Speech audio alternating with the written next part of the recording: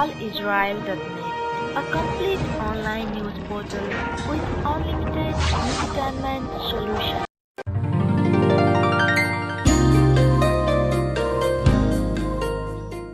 नमस्कार, तपाईलाई हामी स्वागत गर्न चाहन्छौँ nepalisrael.net मा। nepalisrael.net को 3 वर्षको यो अवधिमा तपाईहरूले गर्नुभएका नेपाली समुदायप्रति पुर्याउनुभएका सहयोगहरू र विभिन्न कार्यक्रमहरू तपाईहरू माझमा प्रस्तुत गर्दै आइरहेका छौँ। अब पनि हामी तपाईहरू माझमा कुराकानीको अंश र विविध कार्यक्रमहरू लिएर उपस्थित हुन लागिरहेका छौँ। यसै क्रममा तपाईहरू माझमा आज हामी नेपाली दूतावास इजरायलका महामहिम राजदूत बैजनाथ थपलियासँगको कुराकानीलाई जोड्न गइरहेका छौँ। यहाँहरूको सल्लाह र सुझावको हामीले अपेक्षा पनि गरिरहेका छौँ। त्यसकारण यो कार्यक्रम हेरेर तपाईको अमूल्य सल्लाह र सुझाव हामीले पठाउन नभुल्नुहोला।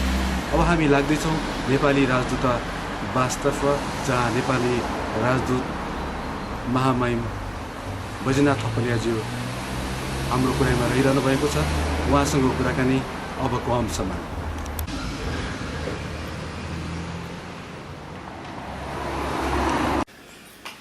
नमस्कार, nepalisrael.net को तर्फबाट म पुष्प श्रेष्ठ तपाईहरु माझमा पहिलो पटक कुराकानीको अंश लिएर आइरहेका छौँ। कार्यक्रमको सुरुवात हामीले नेपाली दूतावासका प्रमुख महामहिम राजदूत बैजनाथ थपलियाज्यूको अन्तर्वार्ताबाट कुराकानीको सुरुवात गर्न गइरहेका छौँ। र इजरायलमा नेपाली दूतावास स्थापना भइसकेपछि नेपाली समुदाय र दूतावास बीचको सम्बन्ध कसरी अगाडि बढिरहेको छ र नेपाली दूतावासले अहिले इजरायल लगायत अन्य 2 मुलुकलाई पनि हेरिरहेको अवस्थामा कसरी त्यहाँका नेपाली समुदायहरूलाई इजरायलबाट सेवा सुविधा उपलब्ध गराइराख्नु भएको छ भन्ने बारेमा हामी कुराकानी लिएर आइरहेका छौँ। यो कुराकानी हामी निरन्तर रूपमा अगाडि लानेछौँ। यसै क्रममा अहिले हाम्रो अगाडि हुनुहुन्छ नेपाली दूतावासका महामहिम राजदूत बैजनाथ थपलियाज्यू। कार्यक्रममा यहाँलाई स्वागत गर्न चाहन्छु। धन्यवाद। यहाँहरूको प्रयास, यहाँले गर्नुभएको प्रयासले निरन्तरता प्राप्त पाओस् र मेरो शुभकामना छ। नेपाली दूतावासको आफ्नो उद्देश्यमा के कुराहरू पर्दछन्, यसबारेमा केही बताइदिनुहुन्छ कि?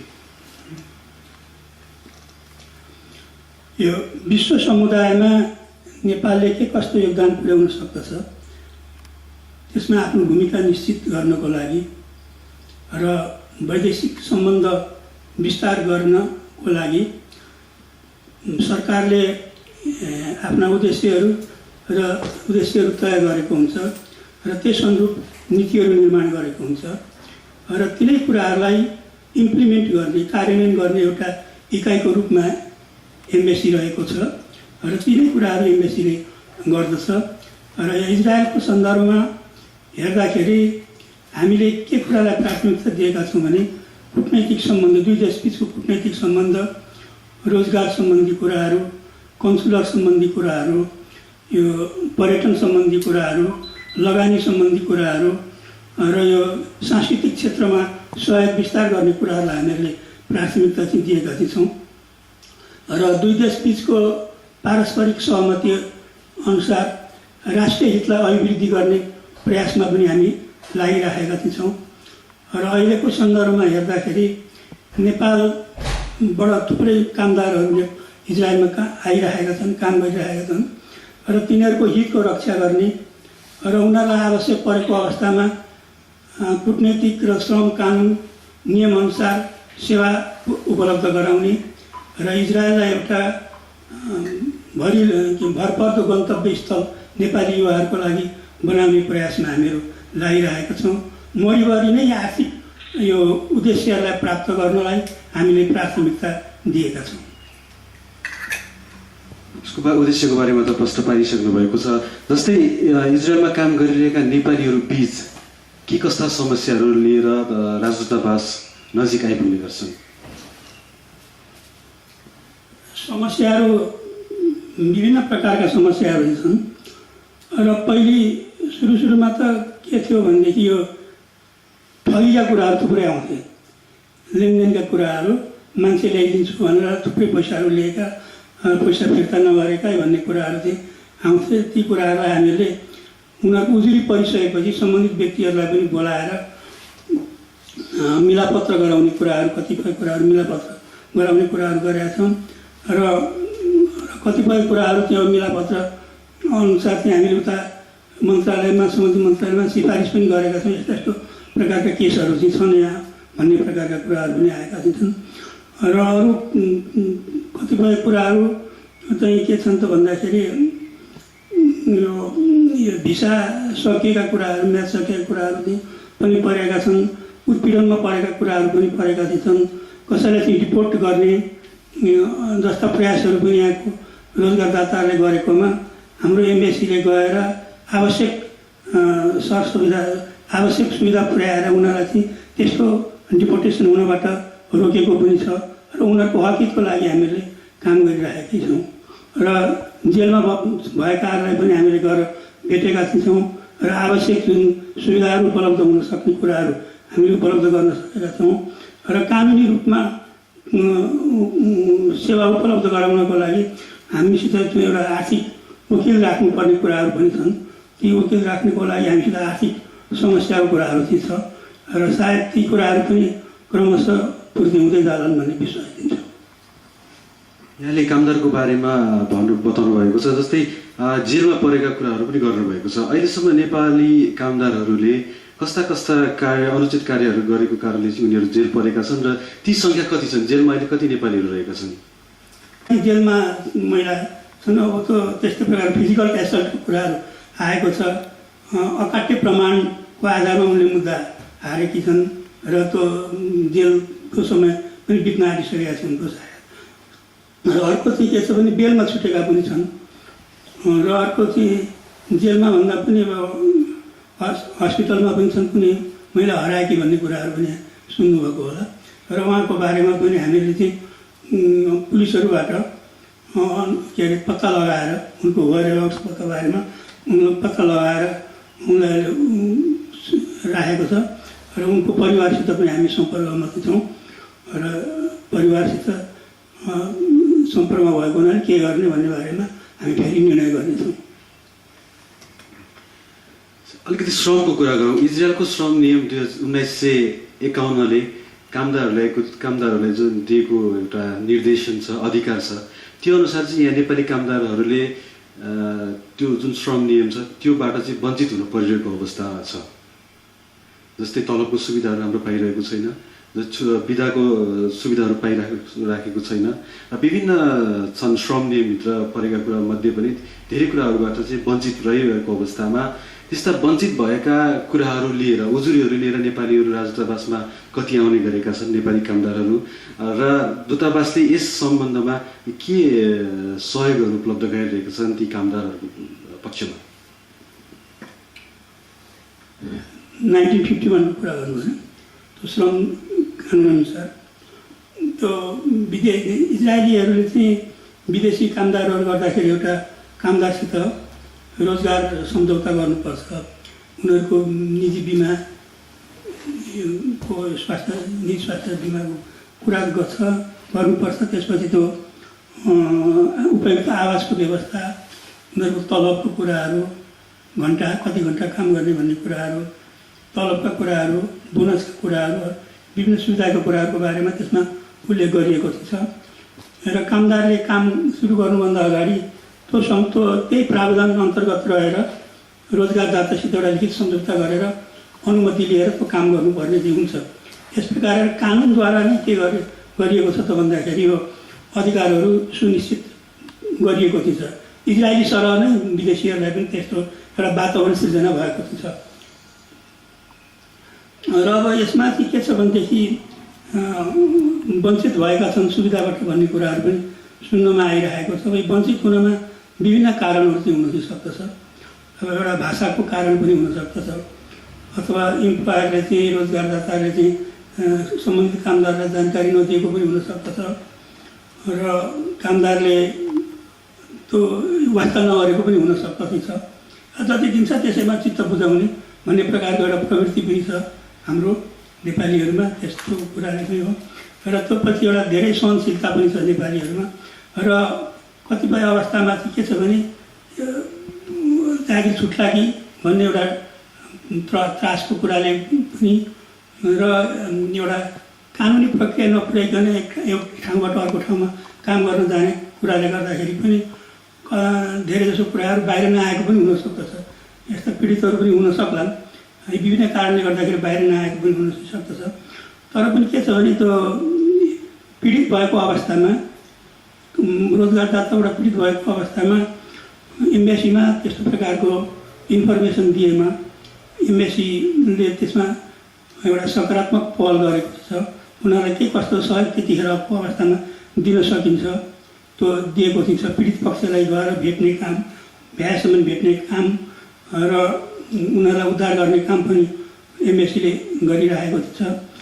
र यसबारेमा मोरिवर भन्नुपर्दाखेरि के छ त भन्दाखेरि अब कानुनी हकका कुराहरू हुन् यिनीहरू, र कानुनी हकबाट प्राप्त जुन अधिकार छन् त्यसलाई सुनिश्चित गर्ने दुईटा तरिका छन् मेरो दृष्टिकोणबाट। एउटा त कानुनी बाटो नै हो, अर्को चाहिँ के हो भनेदेखि आत्मा जित्ने मन जित्ने बाटो। अब यो सबभन्दा राम्रो त मलाई त अब व्यावहारिक रूपबाट हेर्दाखेरि चाहिँ मन जित्ने बाटो नै हो। कामदारले रोजगारदाता इम्प्लोयरको मन जितेर काम गर्न सक्यो भनेदेखि थुप्रै कुराहरू प्राप्त गर्न सक्दछ। कानुनमा उल्लेख गरिएका कुराहरूभन्दा पनि बढी उसले प्राप्त गर्न चाहिँ सक्दो रहेछ भन्ने कुराहरू पनि विभिन्न कामदारहरूसित भेट्दाखेरि सुन्नमा आएको चाहिँ छ। उनीहरूले त्यस्तो कुराहरू पनि भनेका चाहिँ छन्। र अर्को कुरा के छ भनेदेखि कानुनी रूपबाट के हो भनेदेखि अधिकारको सुनिश्चित गर्नु पनि पर्ने हुन्छ। जब त्यो प्रयास सफल हुँदैन भने गर्नुपर्ने कानुनी तरिकाबाट पनि हो। र कानुनी प्रक्रियामा जान सबै तयार हुँदा पनि रहेनछन्, अलिक डराउँदा पनि रहेछन्। फेरि योसित इम्प्लोयरसित सम्बन्ध बिग्रिने हो कि भन्ने डर पनि उनीहरूलाई चाहिँ हुँदो रहेछ।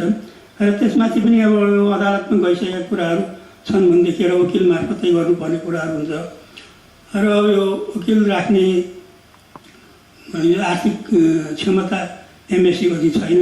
नेपाली कामदारहरूको पक्षमा वकिल आएर मुद्दा लडौँ न त्यस्तो कुनै स्पष्ट रूपमा कानुन उल्लङ्घन भएको छ, पीडित भएको छ, त्यसलाई चाहिँ सुनवाई भएन भनेर गर्नको लागि त्यो व्यवस्था छैन। तर यहाँको जुन सामाजिक सङ्घ संस्थाहरू छन् तिनीहरूले चाहिँ हेल्प गरिरहेको चाहिँ छ, कानुनी रूपमा अगाडि बढ्न पनि हेल्प गरिरहेको चाहिँ छ।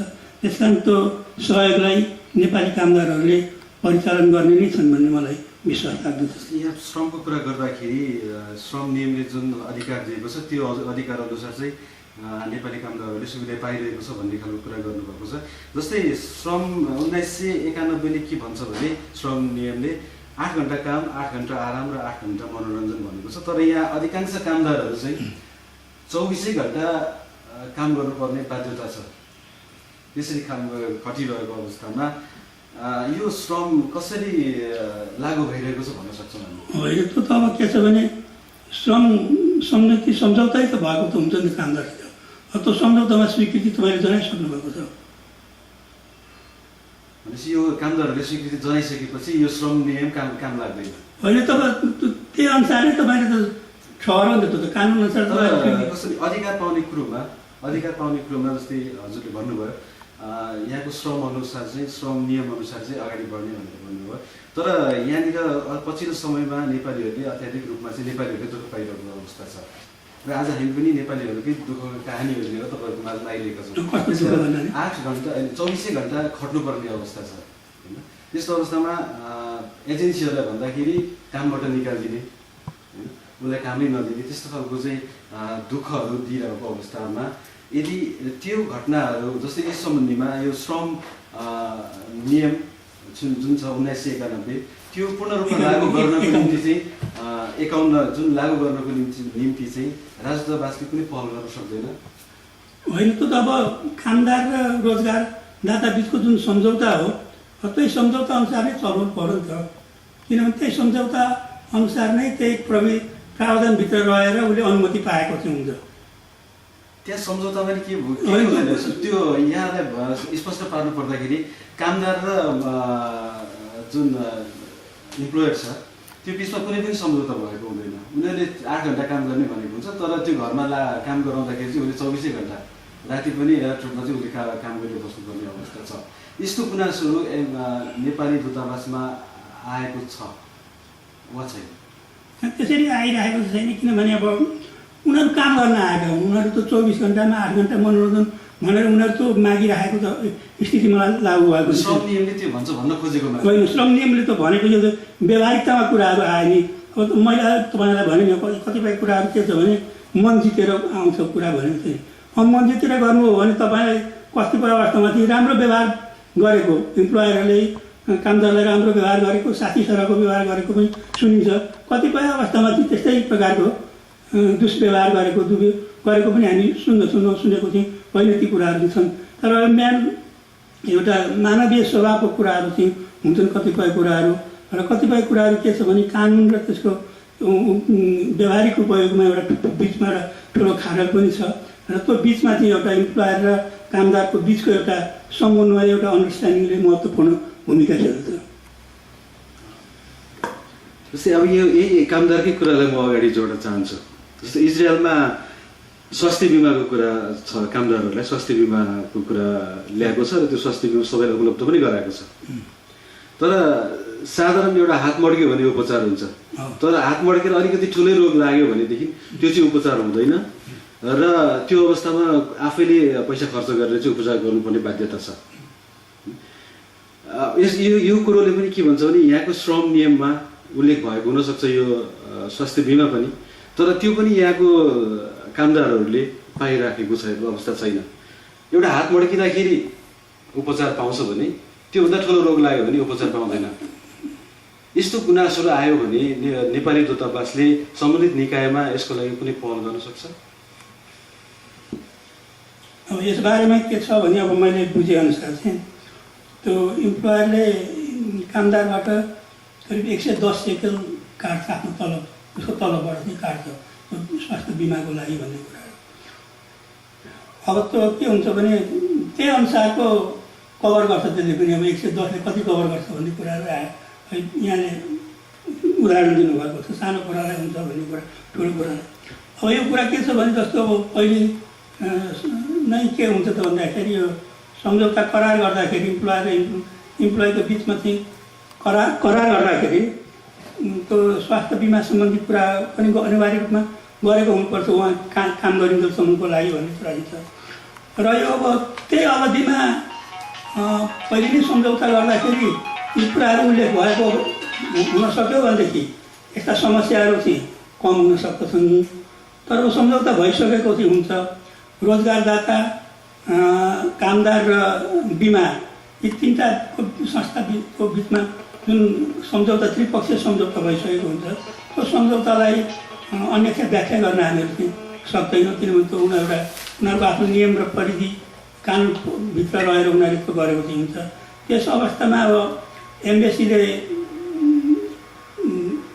खेल्न सक्ने भूमिका भनेको मतलब म त्यहाँ देखिराखेको छैन। किनभने त्यो तिनटाको बिचको जुन एउटा सम्झौता हो, त्यो सम्झौताले निर्णायक चाहिँ हुन्छ।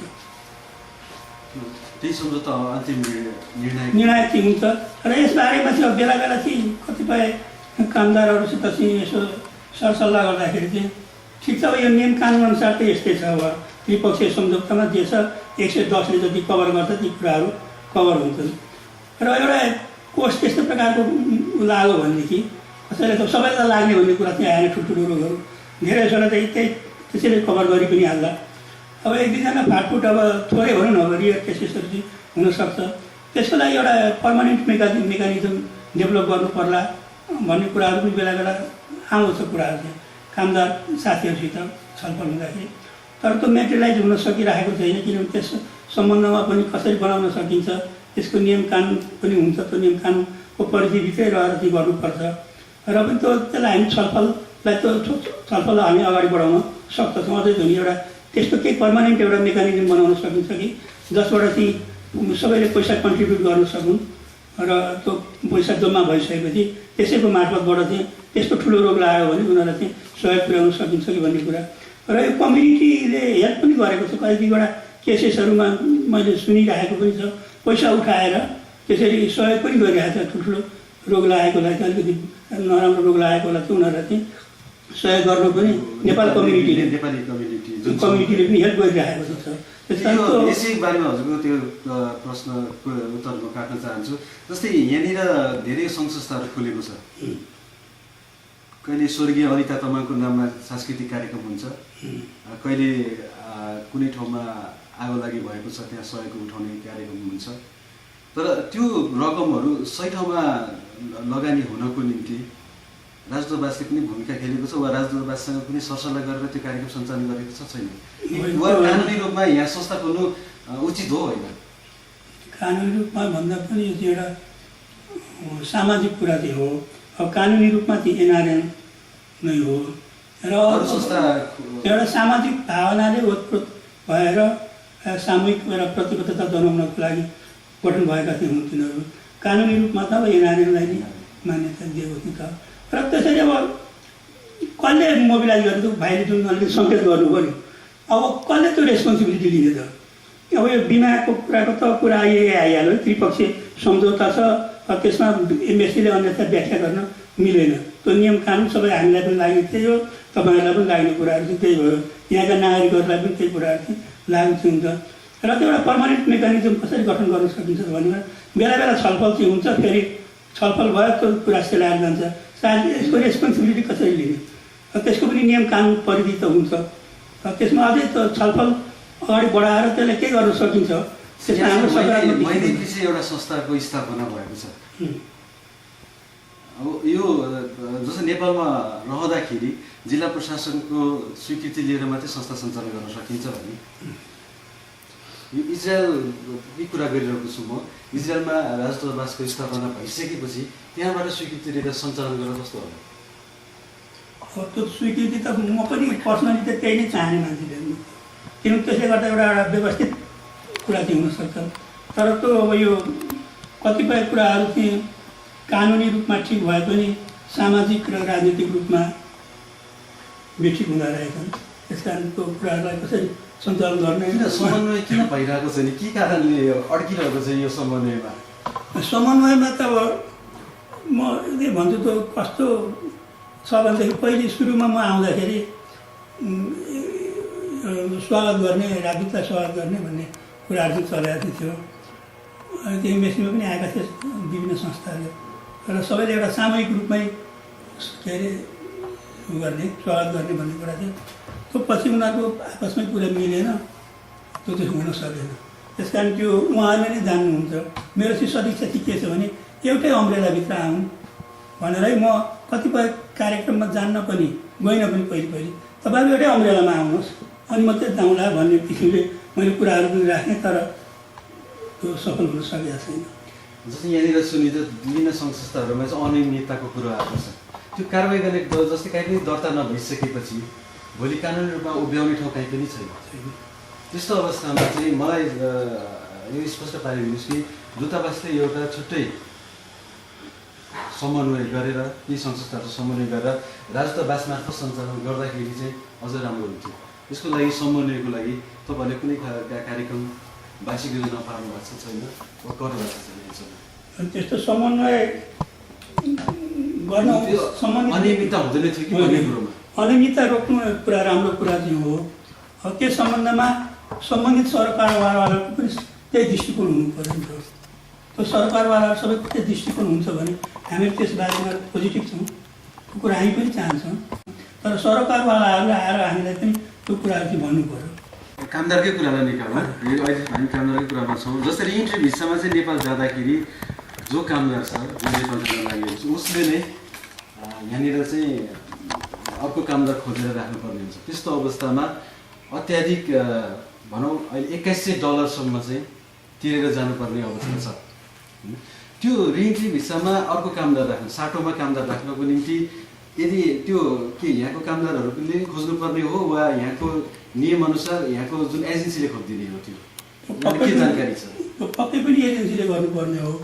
र कतिपय अवस्थामा मैले भेटेका कामदारहरूले भनेअनुसार चाहिँ त्यो कामदार के अरे रोजगारदारले त्यो व्यवस्था गरेको पनि छ। कतिपय अवस्थामा चाहिँ यदि डबल पैसा तिरेर जानुपर्छ, किनभने अब त्यसरी गएन भने आफ्नो मान्छे राखेर गएन भने पछि आउँदाखेरि आफ्नो जागिर सुरक्षित हुन्छ कि हुँदैन भन्ने डर हुन्छ। त्यस कारण चाहिँ हामीले चाहिँ पैसा डबल तिरेर पनि जान्छौँ भन्ने मानिसहरू पनि मैले भेटिरहेको छ। होइन हाम्रो त औषधि व्यवस्था गरिरहेको छ भन्ने कामदारहरू पनि मैले भेटिरहेको छ।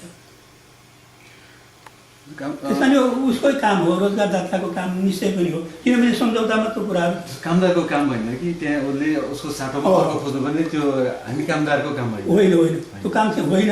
तर के छ भनेदेखि जागिर सुरु भरे हट्छ कि त्योसित अब इम्प्लोयरको चाहिँ म निकालिन्छु कि त्योसित राम्रो सम्बन्ध होला हुन जाला कि यस्ता प्रकारका ती डरहरूले पनि कतिपयले त्यो तिरेरै गइरहेका छन्। तर मैले यस्ता पनि भेटिएको छु कि हाम्रो व्यवस्था उसले गरिदिन्छ, गरिरहेको पनि छ भन्ने पनि बुझिरहेको छ। जस्तै यस्ता धेरै समस्याहरू छन् नेपाली कामदारहरू बिचमा, र यो समस्याहरू राख्नको निम्ति अभिभावकको रूपमा नेपाली राजदूतावास स्थापना भइसकेपछि यो समस्या राख्नको निम्ति नेपालीहरू धेरै आतुर छन्। तपाईँहरू हरेक सांस्कृतिक कार्यक्रमहरूमा हजुरलाई निम्तो हुन्छ, तर हजुरको उपस्थिति त्यहाँ नदेख्दाखेरि सबै नेपालीहरू निराश भएर फर्किरहेको अवस्था छ। के कारणले गर्दाखेरि तपाईँले नेपालीहरूद्वारा आयोजना गरिएको कुनै पनि सांस्कृतिक कार्यक्रम वा कुनै पनि वाञ्छित कार्यक्रममा उपस्थित हुन सक्नुहुन्छ? यो तपाईँको प्रश्न नै अलिकति गलत जस्तो लाग्यो, किनभने म एक दुईवटामा उपस्थित भइनँ। शारीरिक आएको हुनसक्ला, तर त्यो गलत हो, कुरा नै गलत छ। किनभने म प्रायः गइ पनि रहेको छु, राति पनि गइरहेको छु। मेरो स्वास्थ्यको कारणले नभ्याए पनि म गइरहेको छु। कतिपय अवस्थामा पूर्व इन्गेजमेन्ट भएको कारणले गर्दाखेरि र स्वास्थ्यको कारणले गर्दाखेरि पनि अब आज पनि मलाई त श्वासमा र फाँफा भइरहेको छ। म दबाई अन्डर ट्रिटमेन्टमा छु म अहिले। त्यस कारण चाहिँ म त राति धेरै बेरसम्म त्यहाँ बस्नको लागि गर्नको लागि म सक्दिनँ। र म नगए पनि आखिरी कुरा सुन्ने हो भनेदेखि त एम्बेसीबाट त साथीहरू गइराख्नु भएको छ, त्यो मार्फतहरू पनि कुराहरू त आइरहन्छ नि। त्यस कारण एम्बेसीले त सकारात्मक छ नि। कुनै एउटा व्यक्ति कुनै कारणवश आउन सक्दैन भन्दैमा त्यसको त आलोचना गरिहाल्नुपर्ने अवस्था चाहिँ होइन, र त्यो गलत इन्टेन्सन हो। र यस्तो प्रकारको कुराहरू चाहिँ फेरि नआओस् भन्ने म यहाँ मार्फत दोहोऱ्याउन चाहन्छु, किनभने म प्रायः धेरै जसो कार्यक्रममा गइरहेको पनि छु। यो कार्यक्रमको कुरा सँगसँगै यहाँलाई म फेरि अर्को के भन्न चाहन्छु भने, जस्तै ती कार्यक्रमहरूमा एउटा गुनासो जहिले पनि आउने गर्छ, हरेक कार्यक्रममा एउटै गुनासो हुन्छ। जस्तै नेपाली राजदूतावास चाहिँ आइतबारको दिन खुलिदिए हुन्थ्यो, हामीलाई काम गर्न सजिलो हुन्थ्यो भन्ने खालको गुनासो आइरहेको छ। र यो विभिन्न सङ्घ संस्थाहरूले योभन्दा अगाडि पनि यहाँ समक्ष विज्ञप्ति पनि पेस गरेको भन्ने जानकारी हामीलाई आएको छ। र यो पछिल्लो समयमा पनि यो कुरोहरूलाई सबै सङ्घ संस्थाहरूले सहमति गरेर राजदूतावासमा फेरि एकचोटि डेलिगेसन जाने भन्ने खालको कुरो आइरहेको छ। के कारणले आइतबार खोल्न सकिरहेको छैन? यो होइन, यो अब कामदारहरूको पनि आफ्नो कुरा हो र होइन, आफ्नो इच्छा आफ्नो प्रस्ताव राख्ने कुरा हो। अब यो एम्बेसी सञ्चालनमा पनि अब एम्बेसीभित्र पनि कर्मचारीहरू चाहिँ हुन्छन्, यहाँको कर्मचारीहरू पनि यहाँकै इजरायली कर्मचारीहरू पनि हुन्छन्, र उनीहरूलाई नियुक्ति गर्दाखेरि कोही एउटा आधार पनि छ। त्यस कारण हामी यसबारेमा सोचिरहेका थियौँ, र त्यसबारेमा पोजिटिभ नै छौँ हामीहरू। त्यसमा अन्यथा सम्झिनु पर्दैन, हामीहरू कुनै निचोड निकालिहाल्छ। अनलाइन हेरिराख्नुभएका दर्शकहरूले अब कहिलेसम्ममा दूतावास चाहिँ आइतबार खोल्छ भनेर? होइन, अब त्यो यो डेटै भनेर त भन्न सक्दैनौँ, तर अब केही टेक्निकल कुराहरूले गर्दाखेरि हामीहरू त्यसमा बारेमा छलफल गर्दैछौँ, र त्यो भएपछि हामी ढुक्क भयो भने चाहिँ चाँडै हामीले आइतबारको सुविधा लिन सक्छौँ। होइन, अब त्यो सुविधा त अब यहाँले चाहे जस्तो सुविधा त हामी भविष्य दिलाउने प्रयासमै छौँ नि। अहिले समस्या के छ भने यहाँ हाम्रो जुन नेपाली कामदारहरू छन् उनीहरूको बिदा चाहिँ शुक्रबार 2:30 बजे 3 बजे शुक्रबार बिदा हुने, र त्यहाँ कामबाट एमबिसीसम्म आइपुग्दाखेरि एमबिसी बन्द हुने एउटा समस्या हो। र शनिबार आउनेले आइतबारसम्मको छुट्टी लिएर आएको हुन्छ, तर आइतबारको दिन चाहिँ एमबिसी बन्द भएको कारणले उनीहरूले त्यहाँसम्म जान नसक्ने अवस्था काम पाइएन, र आइतबार बेलुका उनीहरू काममा फर्किनु पर्ने हुन्छ। सोमबार एमबिसी खुल्ला हुन्छ होइन। यस्तो अवस्थामा जति सुविधाहरू लिनुपर्ने त्यो लिन सकिरहेको छैन। त्यसै कारणले सबैको आशा के छ भने आइतबारको दिन चाहिँ खुलोस् भन्ने हो। र यहाँ समक्ष एउटा टेक्निकल कुरा त यहाँले राखिसक्नु भएको छ, तर पनि हामी एउटा अनुरोध गर्छौँ, चाँडोभन्दा चाँडो यहाँले चाहिँ आइतबारको दिन खुलाइदिनु भयो भनेदेखि धेरै नेपाली कामदारहरूले तपाईँहरू समक्ष आएर आफ्ना गुनासाहरू राख्न सक्थ्यो, र तपाईँहरूले पनि नेपालीहरूको परेका समस्याहरू के छन् ती कुराहरूलाई चाहिँ क्रमगत रूपमा चाहिँ पुरा गर्दै अगाडि बढ्न सक्नुहोस् हुन्थ्यो कि भन्ने एउटा हाम्रो आशा। ठिकै कुरा गर्नु। अब यो अलिकति प्रश्नलाई हामी मोड्न चाहन्छौँ। यो इजरायल सरकार र नेपाल सरकारको जुन मित्रता छ, जसरी अगाडि बढिरहेको छ पछिल्लो समयमा, हामी कामदारले के देखिरहेका छौँ भने समन्वय अलिकति हुन नसकेको हुन्छ। जस्तै नेपाली कामदारहरू यो इजरायल मुलुकमा भित्रनको निम्ति करिब करिब 1 वर्ष अगाडि बन्द भयो, तर अहिलेसम्म पनि खुलिरहेको अवस्था छैन। चाहिँ कृषि कामदारको लागि इजरायलमा खुल्ला भएको जानकारी आएको छ। यस सम्बन्धीमा यो नेपाली दूतावास इजरायलले कुनै पहल गरेको थियो र खोलेको हो वा के जानकारी छ? यो केयरगिभरको माथि बन्द भएको हो, तर यो एग्रिकल्चरमा चाहिँ बन्द भएको कुरा हामीलाई इजरायल गभर्मेन्टबाट चाहिँ आएको त्यस्तो प्रकारको सूचना आएको चाहिँ छैन र त्यसैको आधारमा यो डकुमेन्टहरू चाहिँ भेरिफाई गर्ने कुराहरू हामीले गरेको चाहिँ हो र त्यस बारेमा अझ अलिक बढी कुराहरू बुझ्नको लागि सम्बन्धित हाम्रो लेबर मिनिस्ट्रीमा पनि सम्पर्क राख्न सकिन्छ र कतिपय कुराहरूमा अलिकति डेप्थमा डिटेलमा कुरा बुझ्नु पनि पर्ने हुन्छ र मेन पावरले पनि यस्ता प्रकारका कुराहरूलाई चाहिँ अलिकति वैज्ञानिक रूपबाट हेरेर अगाडि बढ्नु पर्ने जस्तो मलाई लाग्छ। पटक पटक बन्द हुन्छ, पटक पटक खुल्छ यो इजरायल नेपाली कामदारहरूको लागि। के कारणले यस्तो भइरहेको छ? किन पटक पटक बन्द हुन्छ अनि खुलिरहन्छ? जुन चाहिँ यो 2005 को जुन क्याबिनेट रिजोल्युसन हो यहाँको, त्यसले नै यो विदेशी कामदारहरूको बारेमा आइओएमको संलग्नतालाई पास गरेको हो। संलग्नता हुनुपर्छ, आइओएम मार्फत आउनुपर्छ भन्ने कुरा चाहिँ हो। तर त्यो रिजोल्युसन कहिले लागु हुन्छ कहिले लागु हुँदैन, किनभने म पनि यहाँ आउँदा कार्यभार लिएर आउँदाखेरि आइओएमसित सम्झौता गर्नुपर्छ, त्यसैमा हामी अडिट छौँ भनेर यहाँको साथीहरू, यहाँको मन्त्रालयका साथीहरूले भन्नुहुन्थ्यो।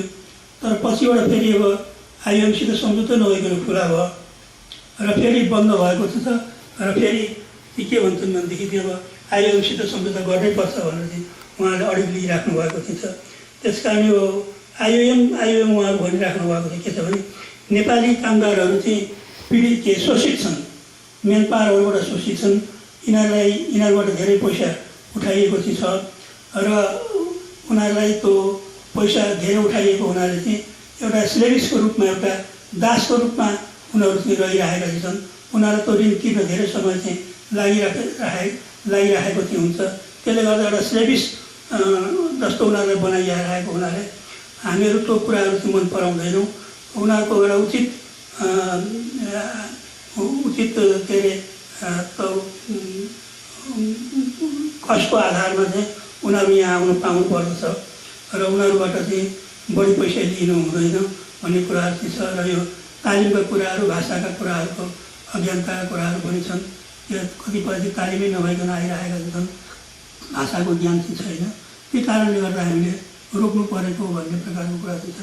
र आइओएम भइसकेपछि चाहिँ त्यो पैसा पनि कम हुन्छ र तालिमका कुराहरू पनि बढी सुचारू रूपले अगाडि बढ्न सक्दछन् र योग्य कामदारहरू चाहिँ यहाँ आउँछन्, दक्ष कामदार यहाँ आउँछन् भन्ने उनीहरूको दृष्टिकोण छ। त्यसैले हामीले रोकेको हो भन्ने उनीहरूको दृष्टि भनाइ छ।